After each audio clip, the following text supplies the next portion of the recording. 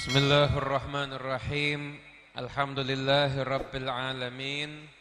Allahumma shalli wa sallim ala sayyidina Muhammadin miftahi babi rahmatillah adada ma fi ilmillah salatan wa salaman daimaini bidawami mulkillah wa ala alihi wa sahbihi wa man walah wa man tabi'a sunnatahu wa qa'tada bihudah ila yaumi liqa'illah amma ba'du. Assalamu alaikum warahmatullahi wabarakatuh.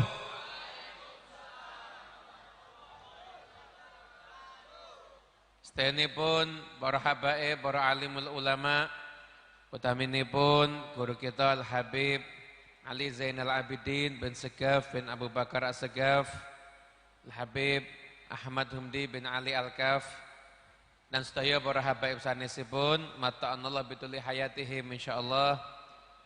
Sahibul hajat Rama Kiai Ali Shadiq, Rama Kiai Ansori, lan sedayanipun para Rama Kiai, para asatid, para sepuh bin sepuh, para pejabat ingkang rawuh.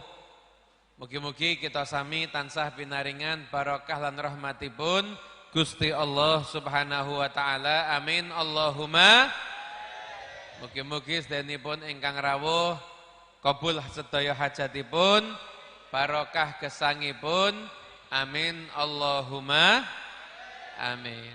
Hadirin yang dimuliakan Allah taala, dalu menika kita ngahawli salah seorang piantun ingkang soleh yang baru kurang lebih setahun yang lalu meninggal dunia, Rama Kiai Abdullah Sa'ad. Mugi-mugi insyaallah malam ini Allah Ta'ala sampaikan pahala amal soleh kita kepada beliau, insyaallah dijadikan insyaallah beliau padang kuburipun, jembar kuburipun pinaringan rahmat saking Gusti Allah Subhanahu wa taala. Allahumma adkhil ala kuburi rauhan wa raihan wa fushatan wa aman. Amin ya rabbal alamin. Para bapak, para ibu ingkang kula hormati, sebelum saya menceritakan sesuatu yang spesial dari Kiai Abdullah Sa'ad, kula badhe angemutaken nggih sekedhik mawon. Mugi-mugi sing sekedhik niki barokah insyaallah. Jenengan kepengen hidupnya tambah baik apa tambah ruwet? Hidupnya tambah baik, ya yang jawab ruwet berarti memang ketara nek ndase wis ruwet kowe. Pengen hidupnya tambah baik apa tambah ruwet? Baik, amin Allahumma amin. Kalau jenengan pengen hidupnya baik, perhatikan 3 hal ini. Dan 3 hal ini Masya Allah niku nggih wonten teng kehidupanipun Rama Kiai Abdullah Sa'ad. 3 hal niki nek jenengan lakoni, insyaallah jenengan uripe bakal barokah. Amin Allahumma. Yang pertama adalah salat. Yang pertama adalah salat. Perbaikan kehidupan kita itu dimulai ketika kita memperbaiki salat kita. Kalau kita mulai dandani sholat, mulai mikir piye carane jamaah, mulai mikir piye carane gendang khusyuk, maka di situ Allah Ta'ala memperbaiki hidup kita. Sholat itu kalau dijaga, maka Allah itu akan menjaga kita semuanya. Sebagaimana ada satu hadis ini masyhur, ada juga di kitab Nasaihud Diniyahnya Habib Abdullah bin Alawi Al-Haddad. Orang itu kalau mengerjakan sholat dan sholatnya dikerjakan dengan baik, maka selesai sholat, sholatnya mendoakan hafidhakallah kama hafidtani. Semoga Allah menjaga kamu sebagaimana kamu menjaga aku. Niku sing ndongake sholate niku. Semoga Allah menjaga kamu sebagaimana kamu menjaga aku. Nah, jenengan kalau paringi permisalan, nek paham alhamdulillah, ndak paham ya kebangetan berarti. Kita itu satu hari hidup berapa jam? Sehari berapa jam? Di Solo 24 jam. Nek teng mriki? Oh nggih sami, alhamdulillah. Kula kira nggih benten. Sehari hidup kita itu 24 jam. Dari 24 jam, jatah sholat berapa lama? 5 menit. 5 menit berarti maghrib tok nggih salate. 25 menit, terus mentok-mentok ya sama rada ada wiritan-wiritan dikit setengah jam lah nggih. Setengah jam paling ya. Nek HPBD, Kiai Ansori, Kiai Al-Sodiq, Kiai Bumdi ya mungkin setunggal jam Pak. Kali sholat-sholat sunai barang, Masya Allah. Nek kula jenengan ini lah paling 30 mah.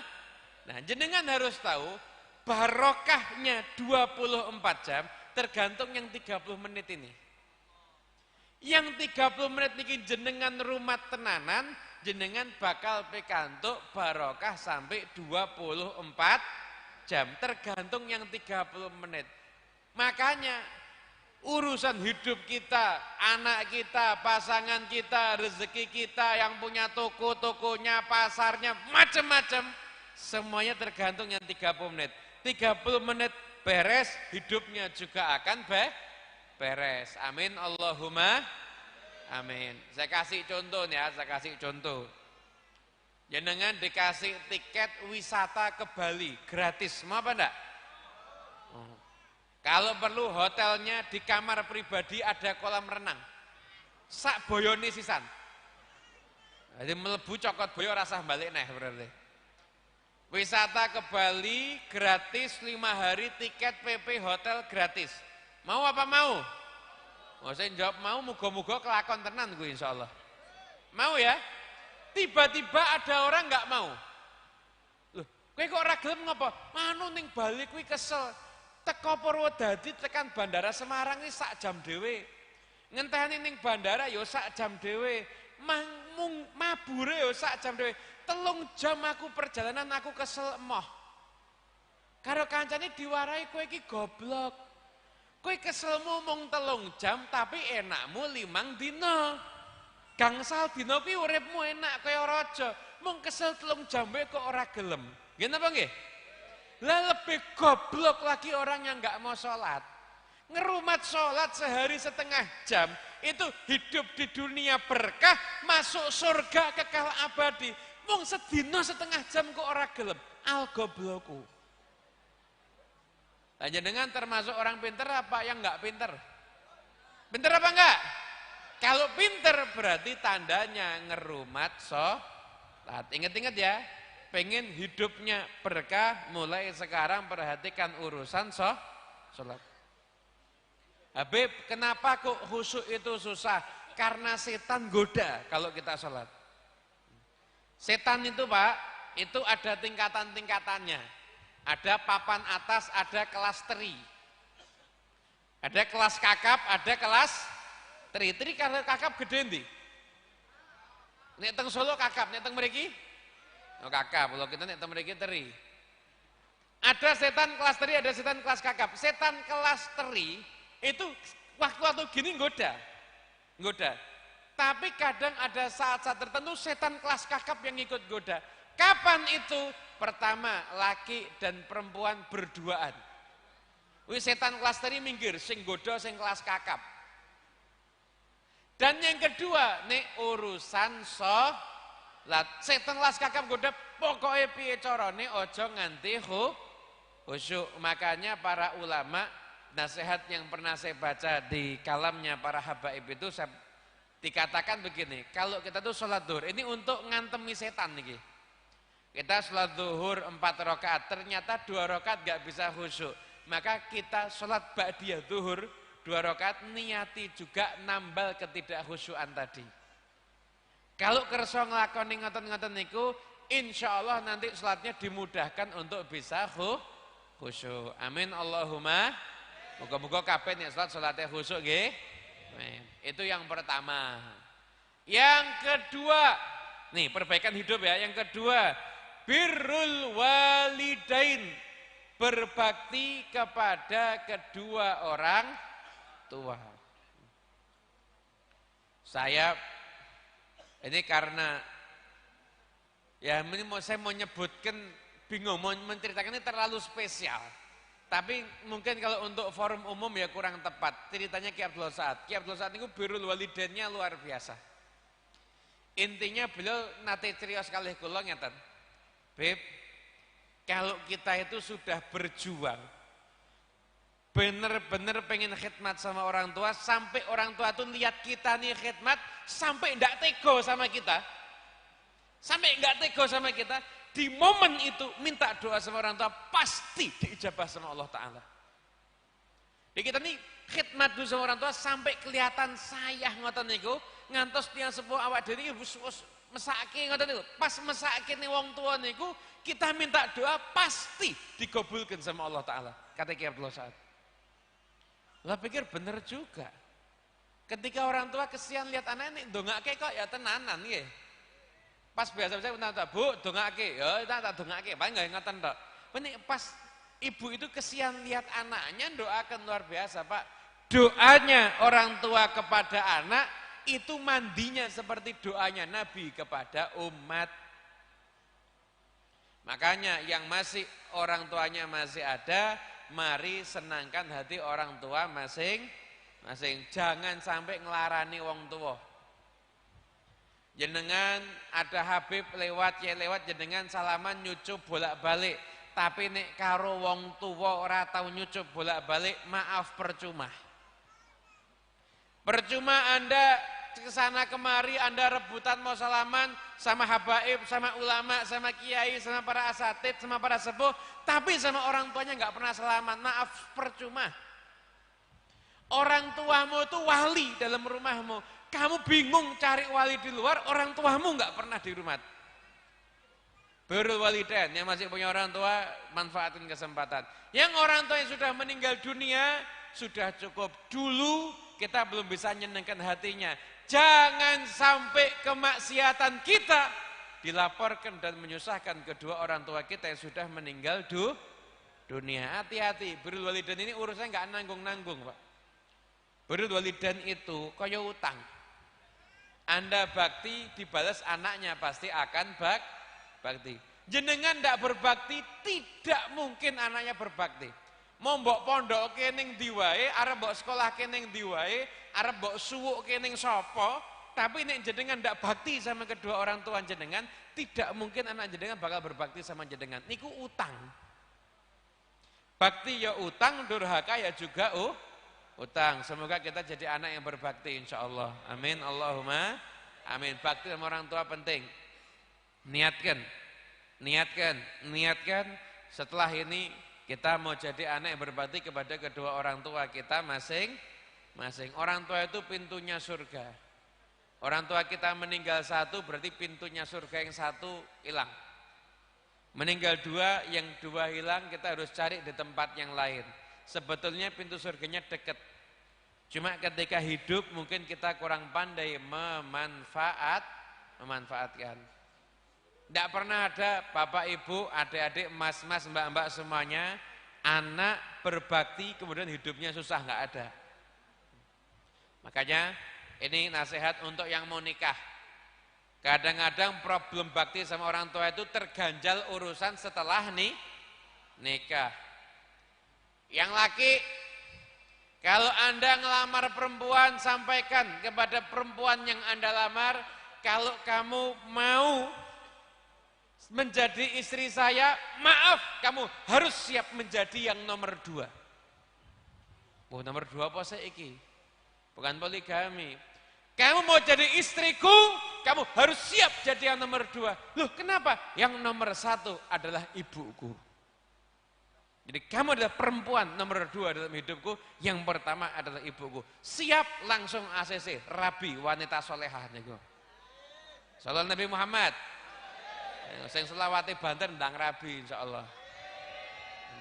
Dudu sing amin sing selawati banter. Sing amin tok ya ora. Mbak-mbak, kalau pengen ketika dilamar sama pria yang soleh, sampaikan begini, Mas, siap ndak kamu menganggap orang tuaku seperti orang tuamu sendiri, menyayanginya seperti menyayangi orang tuamu sendiri. Kalau jawabannya siap, langsung terima lamarannya, pria soleh di hadapan Anda. Setuju? Oh, jadi nikah itu sudah punya komitmen untuk saling membahagiakan orang tuanya masing. Ada yang nanya lagi, nanya di Instagram, Habib, orang tua saya punya mau A, mertua punya mau B, kira-kira yang saya turuti yang mana? Saya jawab, untuk urusan nurut karena saya tidak tahu kasusnya, ketika ada dua pilihan, kamu yang sebaiknya syariatnya sholat istikharah. Kapan sholatnya? Bebas. Yang penting jangan setelah subuh, jangan setelah asar. Waktunya tahajud, boleh. Waktunya duha, boleh. Habis zuhur, boleh. Habis isya, monggo. Habis maghrib, enggak apa-apa. Yang penting jangan setelah zuhur, jangan setelah asar. Itu caranya ketika bingung milih. Ketika seorang yang mantep yang mana? Oh, yang mantep pilihan A. Apapun pilihan yang kamu pilih, kalau kamu milih pilihan orang tua atau kamu milih pilihan mertua, tetap kedua-duanya harus kamu menangkan hatinya. Pilihannya mungkin tidak kamu lakukan, tapi hatinya kamu bahagiakan. Langsung, Bu, ngapunten iki kula harus milih jalan yang satunya. Sebagai gantinya ibu kula transfer duit 1.200 juta. Niku langsung mesem niku maratuane. Nah, sesuk-sesuk ora sah manut ora apa-apa nak, sing penting 1.200 juta neh. Hadirin yang dimuliakan Allah Ta'ala, itu yang kedua, birrul wa. Yang ketiga, jadi perbaikan hidup pertama apa tadi?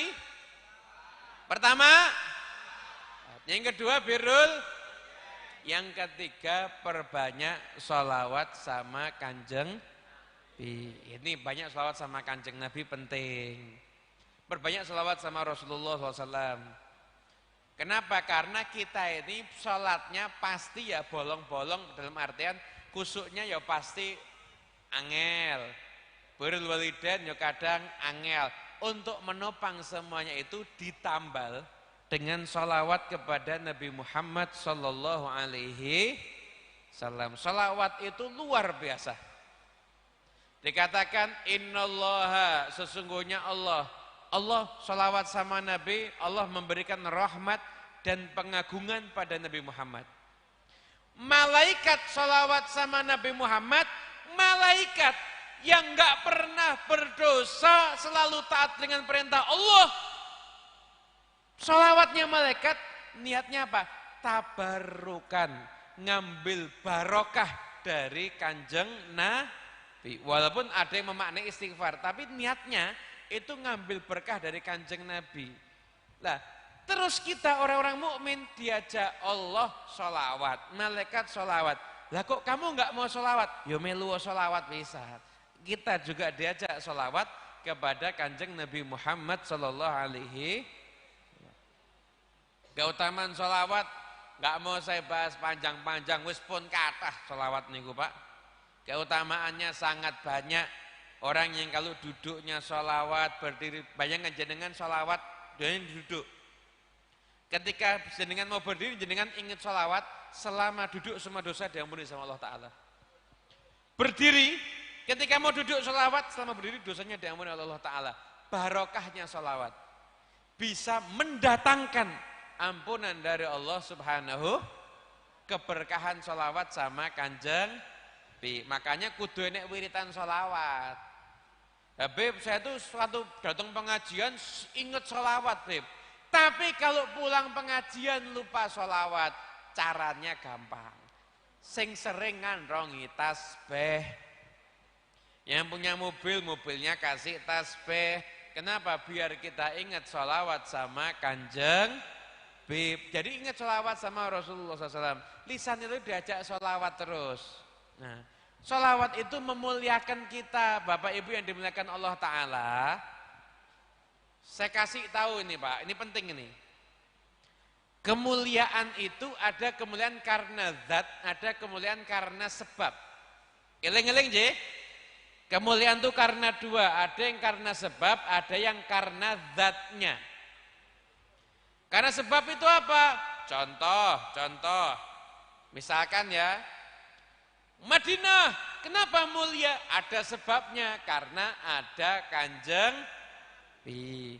Mekah, kenapa mulia? Ada sebabnya, karena ada Ka'bah. Paham, Ji? Makam Wali Songo, kenapa? Karena ada wali. Itu kemuliaannya karena sebab. Tapi kalau Nabi Muhammad, kemuliaannya karena zatnya. Zatnya Nabi itu sudah sangat mulia. Makanya Allah Ta'ala tidak letakkan Nabi Muhammad lahirnya ketika Ramadan. Ketika itu Ramadan bulan mulia, Dzulhijjah musim haji mulia, Muharram mulia, diletakkan di bulan Rabiul Awal, bulan yang enggak punya nilai sejarah sama sekali. Kenapa di Rabiul Awal? Allah Ta'ala memberikan isyarah Rabiul Awal itu aslinya enggak ada apa-apa, jadi mulia karena Nabi Muhammad SAW. Kenapa kok Senin? Kok bukan Jumat, hari raya umat Islam? Sabtu, hari raya umat Nabi Musa. Hari Ahad, hari raya umat Nabi Isa. Kenapa kok Senin? Karena orang biar ngerti. Senin itu nggak ada apa-apa. Tapi Senin jadi mulia karena di situ kelahiran Nabi Muhammad SAW. Sallallahu Nabi Muhammad. Sampai ada penyair yang mengatakan begini. Inni ma madahtu Muhammadan bi qasaidi walakin madahtu qasaidi bi Muhammadi. Aku enggak memuji Nabi Muhammad di dalam qasidahku, tapi aku memuji qasidahku karena di situ ada Nabi Muhammad sallallahu alaihi wasallam. Shalawat Nabi Muhammad. Jadi ketika kita sholawat sama Kanjeng Nabi, berarti kita memuliakan lisan kita dengan kita selawat sama Nabi Muhammad SAW. Jangan nganggap, wah nak Kanjeng Nabi tak selawati ya ben mulya, ngawur. Kanjeng Nabi ki wis mulya, kowe sing mulya gara-gara kowe selawat karo Kanjeng Nabi. Shalawat Nabi Muhammad. Makanya selawat itu cara tercepat untuk sampai ke Allah Ta'ala. Cara tercepat dituntun sama Allah Ta'ala. Cara tercepat hajatnya kok kabul itu sholawat sama Kanjeng. Jenengan pengen hajatnya kabul? Pengen? Rezekinya lancar, mau? Jawabnya yang kompak, mau? Jenengan ngamalkan ini, sesuk mboten saya nyambut gawe, berasnya teko dhewe. Mau ndak? Nah, mengke dalu jenengan waos sholawat ping 1.000 tanpa ambekan.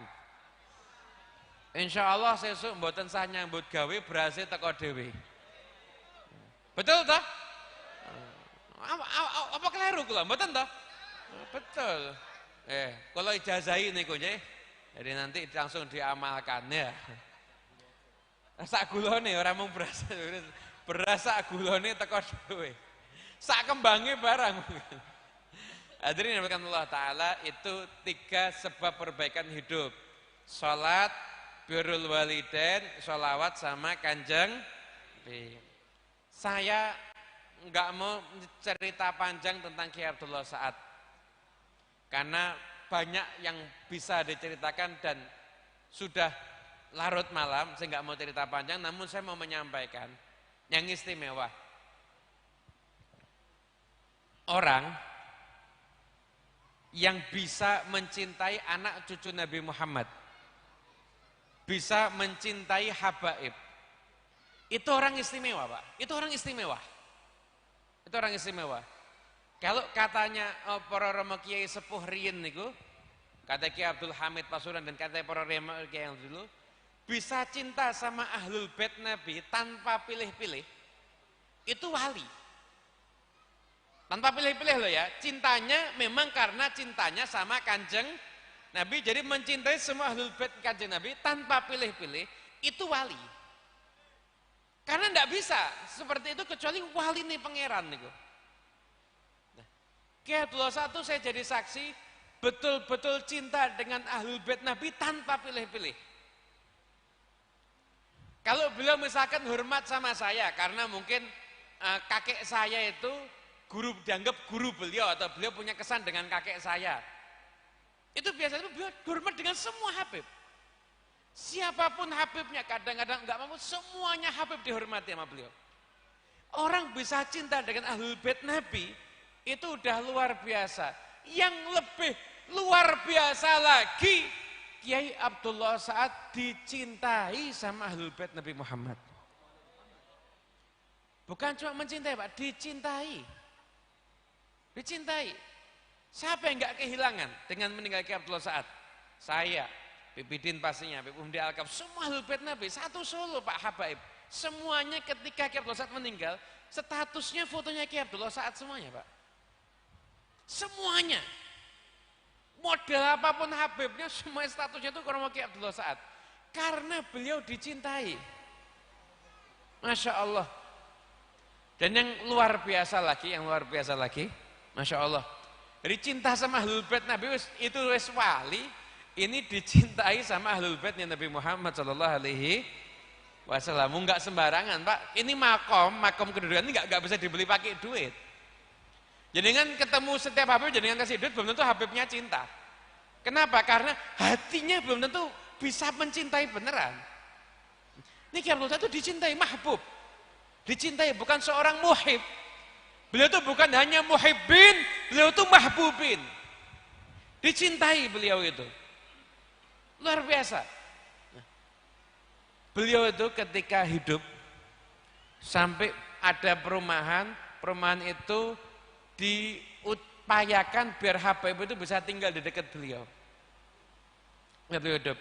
Ketika beliau meninggal, kemudian itu terjadi pandemi Covid dan lain sebagainya, subhanallah, ada kendala pemakaman para Habaib yang di Solo di tempat umumnya yang biasanya. Akhirnya Habaib di Solo kurang lebih ada 3, ada Sayyidnya, ada Syarifahnya, 3 makam Habaib, 3 ya Ustaz ya? 4 makam anak cucu Nabi di sekitar makamnya Kiai Abdullah Sa'ad. Bayangkan, hidupnya didekatkan sama para Habaib, pengen dekat sama para Habaib, meninggalnya kuburnya banyak para Habaib. Nah saya dengar malah para Habaib malah ada yang niatan, paling enak dikuburkan di Mojosongo aja, ada pondoknya banyak yang doakan. Saya itu barokah Kiai Abdullah Sa'ad. Jadi Habib itu pengen dikubur di dekatnya Kiai Abdullah Sa'ad sekarang ini. Anda bayangkan, karena berkat beliau dicintai oleh anak cucu Nabi Muhammad SAW. Seandainya Kiai Abdullah Sa'ad tidak punya kelebihan Pak, seandainya nggak punya kelebihan kecuali hanya itu udah cukup. Itu udah kelebihan yang luar biasa. Masih banyak kelebihan dan manakib beliau yang lain yang insya Allah nanti disampaikan di hall pada tahun-tahun yang akan datang. Ojo dintekke saiki kabeh. Sampaikan nanti biar Kiai Ali Sodik biar cerita, Kiai Ansori biar cerita. Masya Allah keistimewaan Kiai Abdullah Sa'ad. Mudah-mudahan insya Allah malam ini saya jadi benar-benar kangen sama beliau. Semoga beliau malam ini berbahagia juga insya Allah. Kita kan malam ini kan seneng kan? Dengarkan suara kita bahagia, semoga malam ini beliau juga bahagia. Dan beliau juga ekspresi beliau tahu kalau kita yang di sini yang mencintai beliau malam ini merindukan beliau, dan semoga insya Allah beliau juga merindukan kita semuanya. Semoga sekalipun jasad terpisah, namun rohnya enggak akan pernah terpisah dengan kita semua. Semuanya mudah-mudahan kita semuanya bareng-bareng dan insya Allah masuk surga di tempat yang tinggi bersama dengan Nabi Muhammad SAW. Amin Allahumma amin. Dari saya cukup sekian, kurang lebihnya saya mohon maaf yang sebesar-besarnya. Walafu minkum. Wassalamualaikum warahmatullahi wabarakatuh.